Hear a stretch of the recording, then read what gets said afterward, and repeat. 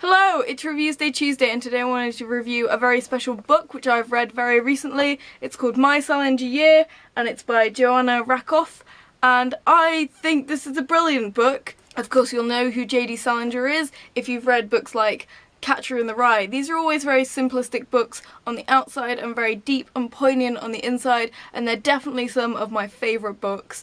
So I recommend that you read Catcher in the Rye. You don't have to have read it in order to understand what was going on in My Salinger Year, but it definitely made it more poignant and it took me back to my A-level years when I was reading things like Catcher in the Rye. Now, the protagonist in this book really reflects the protagonists in Salinger's books, and I must say there's probably numerous occasions when this book would reflect Salinger's books, because it is written about Salinger's books. Not just about Salinger's books, but about Salinger himself and about the person he has become, because this book is set in the years before his death.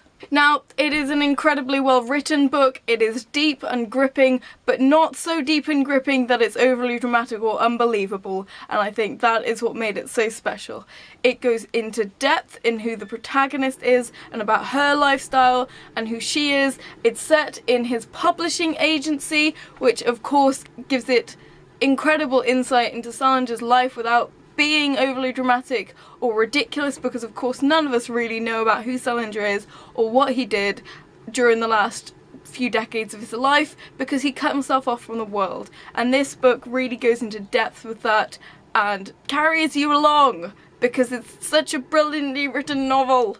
In this book you get a good insight into who Salinger was and what he did and how he still contacted people, and maybe he's going to publish another book, but will he ever? I don't know. Read the book. So yeah, it was definitely a good book, and of course it gives you a little bit more insight into who Salinger might have been, and it's something that we're always constantly intrigued with. And segueing into Salinger's new biography. Salinger's biographer recently died, so this gives us every opportunity to do more biographizing about Salinger, because who's gonna do it now? The most recent biography I think was just called Salinger, and it's by these lovely people. It of course wasn't a direct biography because that's been done.